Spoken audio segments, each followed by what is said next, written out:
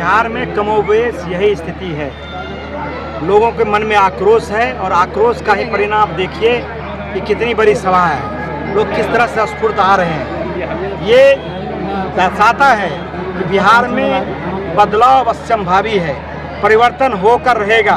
60% से ज़्यादा लोगों ने मन बना लिया है कि 35 साल से जो राजद है, 20 साल से ज़्यादा जो नीतीश कुमार और भाजपा है और कांग्रेस तमाम जो गठबंधन है, इनको अब हटाने का लोगों ने मन बना लिया है और जनसुराज के प्रति दिन प्रति इसकी लोकप्रियता बढ़ रही है और लोगों के मन में एक विश्वास जगा है कि प्रशांत किशोर जी 47 साल का नौजवान है, उसी से बिहार का जो बदहाली है, बिहार का जो गरीबी है, बिहार में जो अशिक्षा है, बिहार में जो प्रति व्यक्ति आमदनी कम है वो बदल सकता है, बिहार में जो पलायन है वो बंद हो सकता है, रोजी रोजगार मिल सकता है, ये लोगों का विश्वास है।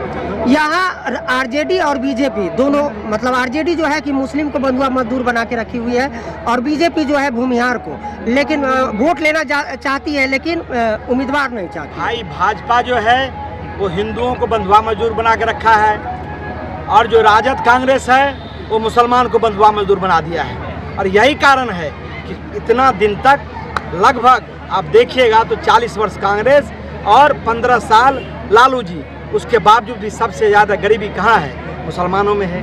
सबसे ज़्यादा अनपढ़ कहाँ है? सबसे कम नौकरी कहाँ है? मुसलमान में है।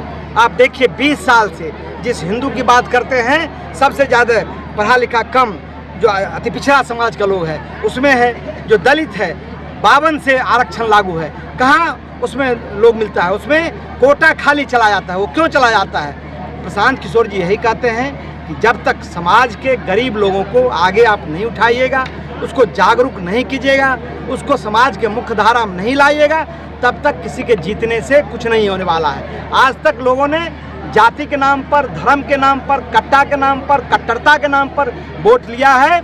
उसके बच्चे से कोई मतलब नहीं है, उसके पढ़ाई लिखाई से कोई मतलब नहीं है, उसको रोजी रोजगार मिले उससे मतलब नहीं है। प्रशांत किशोर यही कहते हैं कि वोट आप किसी व्यक्ति के नाम पर मत दीजिए, किसी पार्टी को मत दीजिए, अपने बच्चों के लिए दीजिए। आप अपने बच्चों को वोट दीजिएगा तो आपको गारंटी है कि आपको नौकरी मिलेगी, आपके बच्चे पढ़ लिख लेंगे, गरीबी से निकल जाएंगे, बदहाली से निकल जाएंगे। और आई विधानसभा चुनाव को लेकर पूरे उत्तर बिहार में जैसे मुस्लिम जो है कि नाराज चल रहा है, क्योंकि आफ्ताब आलम यहाँ से चुनाव लड़े थे और सिर्फ मुस्लिम लोगों ने ही वोट दिया था, जबकि महागठबंधन की ओर से लड़े थे वो लोग। महागठबंधन की हम बात नहीं करेंगे। महागठबंधन को लोग यहाँ पहले ही नकार दिया है और मतलब एनडीए को भी लोग नकार दिए हैं। अब सिर्फ जनसुराज को लोग पसंद करते हैं, वही आएगा।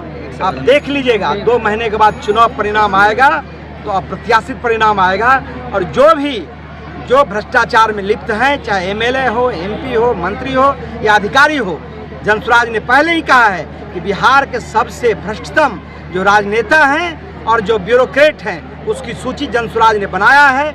समय समय पर उसको जनसुराज ने पब्लिक डोमेन में ही बताया है कि कौन सबसे ज़्यादा भ्रष्ट है, कौन सबसे बड़ा लुटेरा है। तो उन तमाम लोगों के खिलाफ कार्रवाई करेगी और जनसुराज वैसे लोगों को जेल भेजने का काम करेगी और जो जनता से पैसा लूटा हुआ है उसको वापस लाने के काम। नेताजी एक सवाल है, बिहार में गाली पे सियासी हो रहा है। कल चिराग पासवान मंच पे आए थे, उन्होंने कहा है कि बिहार में 2 ही दल है, एक सम्मान देने वाला और एक गाली देने वाला। क्या कहेंगे? भाई गाली कौन नहीं दे रहा है? किसकी बात आप करते हैं? मैं कहता हूँ प्रधानमंत्री जी के माँ के संबंध में जिसने भी किया है वो अति निंदनीय है। उससे बुरा काम, नीच काम हो नहीं सकता है। लेकिन उसको इमोशनल किस तरह से भजाया जा रहा है, बंद के नाम पर किस तरह से पेशेंट के साथ, किस तरह से स्कूल के शिक्षक के साथ गुंडागर्दी की जा रही है। तो राजद के गुंडागर्दी में और भाजपा की गुंडागर्दी में क्या अंतर है भाई? दूसरी बात, गाली देने के मामले में तो भाजपा एक्सपर्ट है भाई।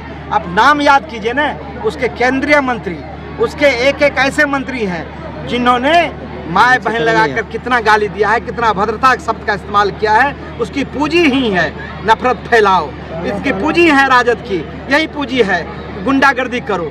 जनसुराज इसमें से पड़ने वाला नहीं है। ये दोनों लोग आपस में लड़कर समाज जो है, मतदाता जो है, उसके बीच में भ्रम पैदा करना चाहता है और पहले की तरह वोट लेना चाहता है। हमको इन दोनों के लड़ाई से कोई मतलब नहीं है। हमको इनके बच्चे की पढ़ाई से मतलब है, उनके शिक्षा से मतलब है, उसके रोजी रोजगार से मतलब है, उसको पलायन रोकने से मतलब है। उसकी हमारी चिंता है कैसे और उनको भी कहते हैं आप उसके बच्चे की चिंता कीजिए, उनके बच्चे के पेट पर जो आप लात मारे हैं, उसका जो नेवाला छीने हैं, उसके साथ में जो आपने धोखा दिया है वो अब मत दीजिए। बिहार के लोग जाग चुके हैं, जन स्वराज आएगा और मजबूती के साथ आएगा। ठीक है सर।